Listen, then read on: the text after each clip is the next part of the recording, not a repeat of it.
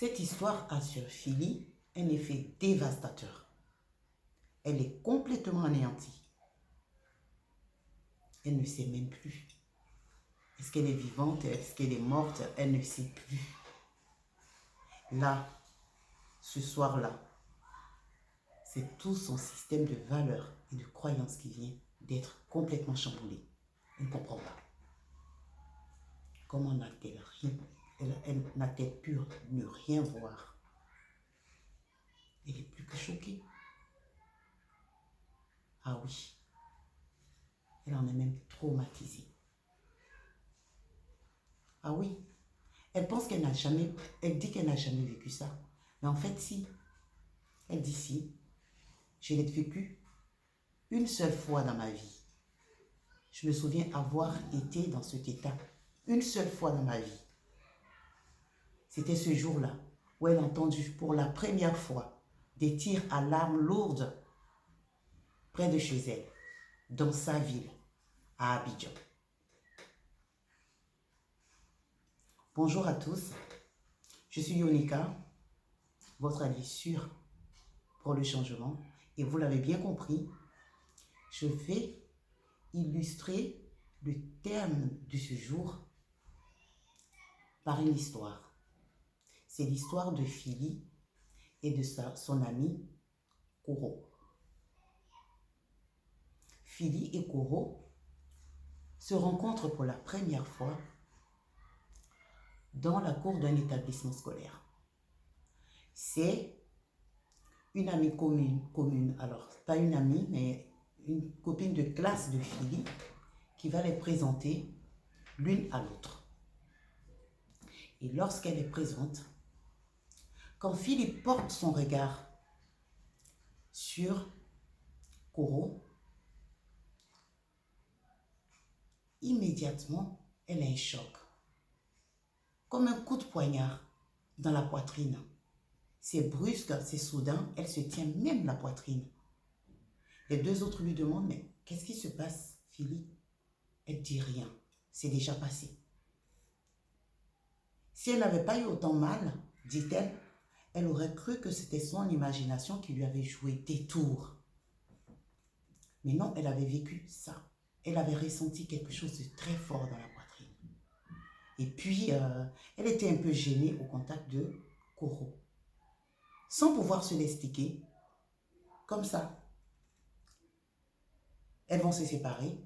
Koro est très souriante et très sympathique. Les jours suivants, Koro va venir la voir pendant les heures de pause dans sa classe. Elle est toujours gênée. Quand Koro est présente, elle est toujours gênée. Elle ressent une gêne, mais qu'elle ne peut pas s'expliquer. Elle ne comprend pas pourquoi elle est autant gênée. En fait, il n'y a même pas de raison. C'est vrai qu'elle et Koro, elles n'ont pas le même style parce qu'elles ne sont pas en même temps du même milieu social. Philly est issue d'un milieu social assez aisé et Koro d'un milieu social modeste. Mais cela n'empêche parce que les valeurs de Philly ne peuvent pas, ne vont pas dans le sens de ne pas pouvoir sympathiser avec quelqu'un parce que la personne n'est pas du même milieu social. Donc, normalement, ça ne la gêne pas. Elle sait que ce n'est pas ça. Et les jours suivants, Koro va venir la voir régulièrement et finalement, Philly va la trouver très sympathique parce qu'elle est sympathique, elle est souriante et puis Philly lui trouve des qualités. Elle est très ambitieuse et puis elle est intelligente, elle est brillante. Et qui n'aime pas les personnes comme ça? Une personne chaleureuse qui est brillante et qui veut devenir votre amie.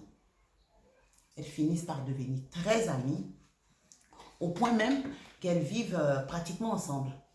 Par la suite, quasiment, elles vivent dans la maison de Philly parce qu'il y a de la place et puis ben voilà, tout le monde l'a bien accueillie. Et Philly est fille unique. Donc comme ça, comme toutes les jeunes filles, elles vont sortir ensemble. On va finir par oublier même que Koro n'est pas issue de ce milieu social-là. Elles s'y font tellement bien. Et l'amitié va durer longtemps, longtemps. Et elles vont s'échanger des vêtements. Mais imaginez tout ce que deux jeunes filles peuvent faire ensemble. C'est tellement harmonieux. Entre-temps, Philly, elle va s'éloigner un peu de ses cousines, des amis qu'elle avait bien auparavant. Donc, on va dire qu'elles se sont rencontrées en début de collège, du collège. Et maintenant, elles sont rentrées à l'université. Première année de l'université, il y a un bouleversement qui va se passer. Il y a quelque chose qui va venir chambouler la vie de ces jeunes filles-là. Et surtout la vie familiale de Philly. Parce que son père va partir avec une autre femme plus jeune. Et là, Philly dit, maman va mourir.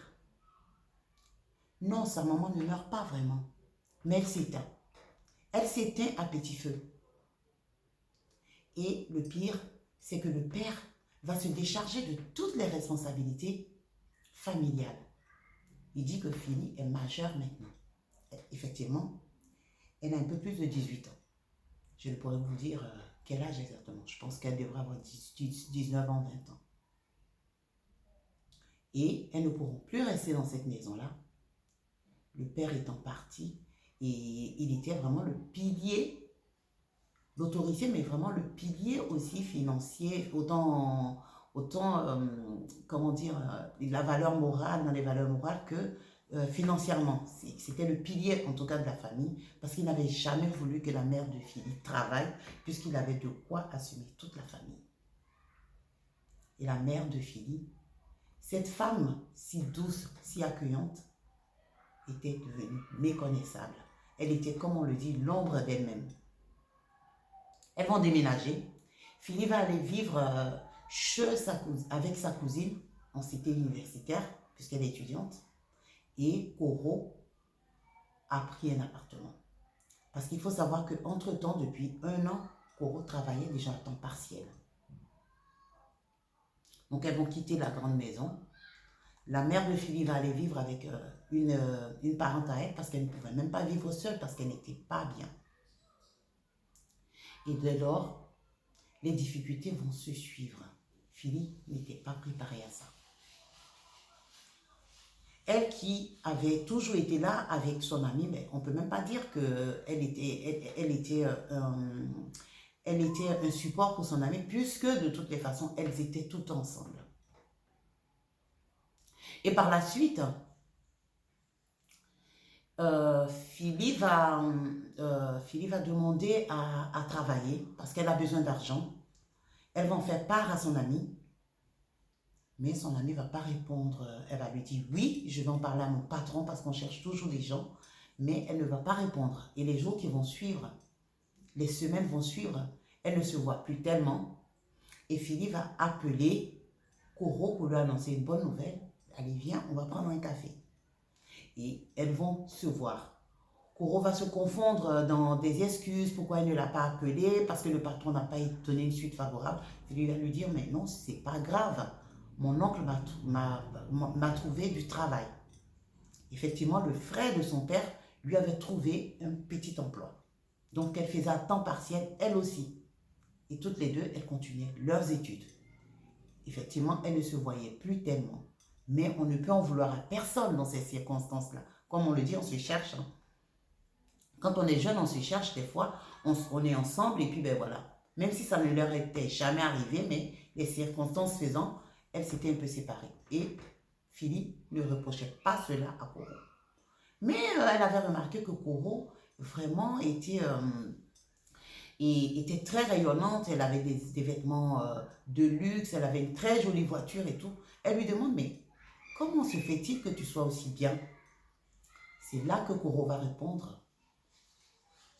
Ah ben écoute, c'est parce que j'ai un amant que Philly ne connaissait pas. Elle dit depuis quand? Elle dit ben oui, depuis 2 ans. Mais bon, Philly lui connaissait un petit ami. Comme elle-même, elle en avait un, étudiant comme elle. Coro va ajouter, c'est un homme marié et il me gâte. Bon, vous me direz, il n'y a pas de mal à cela pour certaines personnes. Seulement, ces filles avaient des valeurs. Elle s'était dit non. En sortant avec un homme marié, on fait souffrir notre femme, donc non. Par la suite, elles vont se séparer, mais Philly est choquée quand même. Parce que ça fait 2 ans, et il y a 2 ans, ils vivaient encore ensemble. Elle pensait qu'elle partageait tout, mais apparemment, non. Et elle est choquée, mais bon. Elle le montre, mais bon, elle ne va pas faire de reproches, bon voilà. Et Coro n'était tellement pas gênée de lui dire ça, elle a même senti quelque part, mais elle s'était dit, ben voilà, peut-être que je me fais des idées parce que je suis en difficulté, je me fais des idées, mais elle a senti quelque part que Coro lui montrait un peu que, ben voilà, les situations s'étaient inversées. Mais il n'y avait pas de raison, puisqu'il n'y a jamais eu de concurrence, de compétition entre elles. Elles se sont séparées et Philly est rentrée. Suivez-moi bien. Suivez la deuxième partie. Cliquez sur la partie 2 de cette vidéo qui va suivre la vidéo suivante et vous saurez la révélation qu'on va faire à Philly pour qu'elle soit dans un état indescriptible. Voilà, finalement, un état indescriptible. À tout à l'heure.